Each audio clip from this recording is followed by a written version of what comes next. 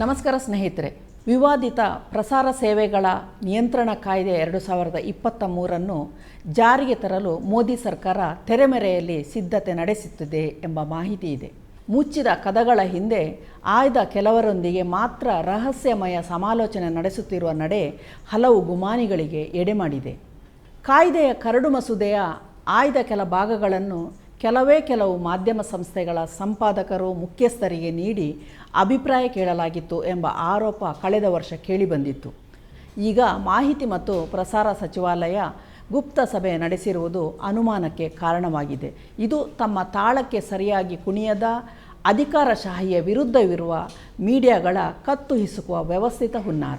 ದೇಶದ ನಾಗರಿಕರ ಮೇಲೆ ಪ್ರಭಾವ ಬೀರುವ ಯಾವುದೇ ಕಾನೂನು ರೂಪಿಸುವ ಮುನ್ನ ಸಾರ್ವಜನಿಕರ ಅಭಿಪ್ರಾಯ ಕೇಳುವುದು ಬಹಳ ಮುಖ್ಯ ಎಂದು 2014ರ ಶಾಸನ ಪೂರ್ವ ಸಮಾಲೋಚನಾ ನೀತಿ ಹೇಳುತ್ತದೆ. ಇದು ಸರ್ಕಾರವೇ ಒಪ್ಪಿಕೊಂಡಿರುವ ನೀತಿ. ಆದರೆ ಪ್ರಸಾರ ಸೇವೆಗಳ ನಿಯಂತ್ರಣ ಕಾಯ್ದೆಯ ಕರಡನ್ನು ಮೋದಿ ಸರ್ಕಾರ ಸಾರ್ವಜನಿಕಗೊಳಿಸದೆ ಆಯ್ದ ಕೆಲವು ಮಾಧ್ಯಮ ಸ್ನೇಹಿತರಿಗೆ ಮಾತ್ರ ನೀಡಿ ಕಾಯ್ದೆ ಜಾರಿಗೆ ತಯಾರಿ ನಡೆಸಿರುವುದು ಮಾಧ್ಯಮ ಸ್ವಾತಂತ್ರ್ಯದ ಕತ್ತು ಹಿಸುಕುವ ಎಂದಿನ ಚಾಳಿ ಮುಂದುವರಿಕೆಯಾಗಿದೆ. ಪ್ರಧಾನಿ ನರೇಂದ್ರ ಮೋದಿ ತಮ್ಮ 10 ವರ್ಷಗಳ ಏಕಚಕ್ರಾಧಿಪತ್ಯದಲ್ಲಿ ಮಾಧ್ಯಮಗಳ ಮೇಲೆ ಉಕ್ಕಿನ ಹಿಡಿತ ಸಾಧಿಸುವಲ್ಲಿ ಯಶಸ್ವಿಯಾಗಿದ್ದಾರೆ. ಅಧಿಕಾರ ಸಿಕ್ಕ ತಕ್ಷಣ ಅವರು ಮಾಡಿದ್ದೇ ಮಾಧ್ಯಮಗಳನ್ನು ಒಲಿಸಿಕೊಳ್ಳುವ ಕೆಲಸ. ಪ್ರಮುಖ ಮಾಧ್ಯಮ ಸಂಸ್ಥೆಗಳನ್ನು ಸ್ನೇಹಿತ ಉದ್ಯಮಿಗಳಾದ ಅಂಬಾನಿ ಮತ್ತು ಅದಾನಿ ಖರೀದಿಸುವಂತೆ ಮಾಡಿದ್ದಾರೆ. ಪ್ರಮುಖ ಸುದ್ದಿ ಮಾಧ್ಯಮಗಳು ಈಗ ಈ ಇಬ್ಬರ ಬಿಗಿಮುಷ್ಟಿಯಲ್ಲಿವೆ. ಮೋದಿ ಭಜನೆಯಷ್ಟೇ ಅಲ್ಲಿನ ಪತ್ರಕರ್ತರ ಕೆಲಸ. ಸುಳ್ಳು ಸುದ್ದಿ ಹಬ್ಬಿಸುವುದು, ಕೋಮುಗಲಭೆಗೆ ಪ್ರಚೋದನೆ ನೀಡುವುದು ನಿತ್ಯದ ಕಾಯಕ.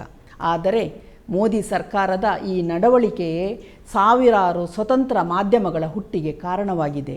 ಈ 2-3 ವರ್ಷಗಳಲ್ಲಿ ಭಕ್ತರ ವಿಶ್ವಗುರು ಮೋದಿಯವರ ಸುಳ್ಳು, ಬಂಡತನ, ದಮನಕಾರಿ ನೀತಿ, ದಿವಾಳಿಯತ್ತ ಸಾಗುತ್ತಿರುವ ಆರ್ಥಿಕತೆ, ಭ್ರಷ್ಟಾಚಾರ, ಮೋದಿ ಅಲೆಯ ನಿಜ ಬಣ್ಣ ಬಯಲು ಮಾಡಿದ್ದು ನೂರಾರು ಯೂಟ್ಯೂಬರ್ಗಳು, ಫ್ಯಾಕ್ಟ್ ಚೆಕ್ಕರ್ಗಳು, ತನಿಖಾ ವರದಿಗಳನ್ನು ಮಾಡುತ್ತಿರುವ ರವೀಶ್ ಕುಮಾರ್ ತರಹದ ಪ್ರಾಮಾಣಿಕ ಪತ್ರಕರ್ತರು. 2024ರ ಲೋಕಸಭಾ ಚುನಾವಣೆಯಲ್ಲಿ ಬಿಜೆಪಿಯನ್ನು ಸೋಲಿಸುವುದರಲ್ಲಿ ಸ್ವತಂತ್ರ ಪತ್ರಕರ್ತರ ಹನಿ ಪಾಲು ಇದೆ. ಅದೀಗ ಮೋದಿ ಬಳಗಕ್ಕೆ ದುಸ್ವಪ್ನವಾಗಿ ಕಾಡುತ್ತಿರುವ ಸಂಗತಿ. ಹೀಗಾಗಿ ಪ್ರಸಾರ ಸೇವೆಗಳ ನಿಯಂತ್ರಣ ಕಾಯ್ದೆ ತಂದು ಸ್ವತಂತ್ರ ಪತ್ರಿಕೋದ್ಯಮಕ್ಕೆ ಮರಣ ಶಾಸನ ಬರೆಯಲು ಹೊರಟಂತಿದೆ. ಮಾಧ್ಯಮಗಳಿಗೆ ಹೆದರುವಷ್ಟು ಮತ್ಯಾರಿಗೂ ಮೋದಿ ಎಂಬ ಪೊಳ್ಳು ಮನುಷ್ಯ ಹೆದರುತ್ತಿಲ್ಲ. ಅದಕ್ಕಾಗಿ 10 ವರ್ಷಗಳಲ್ಲಿ ಒಂದೇ ಒಂದು ಪ್ರೆಸ್ ಮೀಟ್ ಮಾಡಿಲ್ಲ. ವಿದೇಶಕ್ಕೆ ಹೋದಾಗಲೂ, ವಿದೇಶಿ ನಾಯಕರು ಭಾರತಕ್ಕೆ ಬಂದಾಗಲೂ ಜಂಟಿ ಪತ್ರಿಕಾಗೋಷ್ಠಿಗೆ ಮೋದಿ ಸಿದ್ಧರಿಲ್ಲ. ದೇಶದಲ್ಲಿ ನಡೆಯಬಾರದ ದುರಂತ ನಡೆದಾಗಲೂ, ಹೊಸ ಯೋಜನೆ ಘೋಷಿಸುವಾಗಲೂ, ದೇಶಕ್ಕೆ ಬೀಗ ಹಾಕುವ ಲಾಕ್ಡೌನ್ ನಿರ್ಧಾರ ಪ್ರಕಟಿಸುವಾಗಲೂ, ನೋಟ್ ಬ್ಯಾನ್ ಮಾಡುವಾಗಲೂ ಮೋದಿ ಪತ್ರಿಕಾಗೋಷ್ಠಿ ನಡೆಸಿಲ್ಲ. ಅಂತಹದೊಂದು ತಾಕತ್ತನ್ನು ಅವರು ಪ್ರದರ್ಶಿಸಿಯೇ ಇಲ್ಲ. ಪುಲ್ವಾಮಾ ದಾಳಿಯಾದಾಗಲೂ ಮಾಧ್ಯಮಗಳ ಮುಂದೆ ಬರುವ ಧೈರ್ಯ ತೋರಿಲ್ಲ. ಚುನಾವಣೆ ಘೋಷಣೆಯಾದಾಗ, ಗೆದ್ದು ಬೀಗಿದಾಗ, ಹೊಸ ಸಂಪುಟ ರಚನೆಯಾದಾಗ ಕೂಡ ಪತ್ರಿಕಾಗೋಷ್ಠಿ ನಡೆಸುವ ಸೌಜನ್ಯವನ್ನು ಅವರು ತೋರಿಲ್ಲ. ಚುನಾವಣೆ ಸಭೆಗಳಲ್ಲಿ ಟೆಲಿಪ್ರಾಂಪ್ಟರ್ ನೋಡಿ ಗಂಟೆಗಟ್ಟಲೆ ಭಾಷಣ ಮಾಡಿ ವಿಷ ಕಾರುವ ಪ್ರಧಾನಿಗೆ ಮಾಧ್ಯಮಗಳ ಮೇಲೆ ಯಾಕಿಷ್ಟು ಸಿಟ್ಟು, ಭಯ? ಚುನಾವಣೆಯ ಸಮಯದಲ್ಲಿ ಗೋಧಿ ಮಾಧ್ಯಮಗಳ ಪತ್ರಕರ್ತರಿಗೆ ಸ್ಕ್ರಿಪ್ಟೆಡ್ ಸಂದರ್ಶನ ನೀಡುವ ಮೋದಿಯವರು ಈಗ ಯಾರನ್ನು ಮಟ್ಟ ಹಾಕಲು ಹೊಂಚು ಹಾಕುತ್ತಿದ್ದಾರೆ? ಬಹುಸಂಸ್ಕೃತಿಯ ಮೇಲಿನ ದಾಳಿ, ದೇಶದ ಮೂಲಸತ್ವವಾದ ಕೋಮು ಸೌಹಾರ್ದತೆಯ ಮೇಲಿನ ದಾಳಿಯನ್ನು ವಿರೋಧಿಸುತ್ತಾ ದೀನ ದಲಿತರ ಧ್ವನಿಯಾಗಿರುವ ಮಾಧ್ಯಮಗಳ ಸದ್ದಡಗಿಸುವ ಈ ನಡೆ ಮೋದಿ ಸರ್ಕಾರಕ್ಕೆ ದುಬಾರಿಯಾದೀತು. ಈ ಕರಡು ಮಸೂದೆಯ ಬಗ್ಗೆ ಈಗಾಗಲೇ ಅಪಸ್ವರ ಎದ್ದಿದೆ. ಸರ್ಕಾರ ತನ್ನ ವ್ಯಾಪ್ತಿಯನ್ನು ಮೀರಿ ಮಾಧ್ಯಮಗಳನ್ನು ನಿಯಂತ್ರಿಸಲು ಯತ್ನಿಸುತ್ತಿದೆ. ಇದರಿಂದ ಸುದ್ದಿ ಮಾಧ್ಯಮಗಳು ಮಾತ್ರವಲ್ಲ, ಮನೋರಂಜನಾ ವಾಹಿನಿಗಳ ಮುಕ್ತ ಅಭಿವ್ಯಕ್ತಿಗೂ ತಡೆಯೊಡ್ಡುತ್ತದೆ. ಅರ್ಥಪೂರ್ಣ ಸಾರ್ವಜನಿಕ ಸಮಾಲೋಚನೆ ನಡೆಸದೆ ಸರ್ಕಾರದ ಪ್ರತಿನಿಧಿಗಳು ಕಾನೂನು ರೂಪಿಸುವುದು ತಮ್ಮ ಹಿತಾಸಕ್ತಿ ಧೋರಣೆಯನ್ನು ಹೇರುವ ತಂತ್ರವಾಗಿದೆ.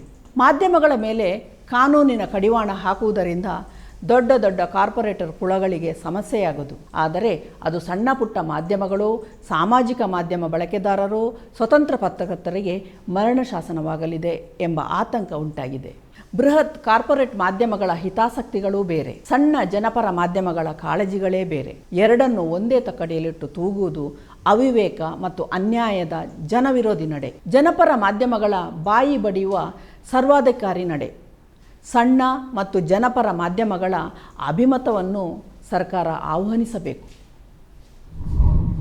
ಮತ್ತಷ್ಟು ವಿಶೇಷ ವಿಡಿಯೋಗಳನ್ನು ನೋಡಲು ಮತ್ತು ಹೊಸ ವಿಡಿಯೋಗಳ ಬಗ್ಗೆ ತಿಳಿಯಲು ಈ ದಿನ .com ಯೂಟ್ಯೂಬ್ ಚಾನೆಲ್ ಸಬ್ಸ್ಕ್ರೈಬ್ ಮಾಡಿ ಮತ್ತು ಬೆಲ್ ಐಕಾನ್ ಕ್ಲಿಕ್ ಮಾಡಿ.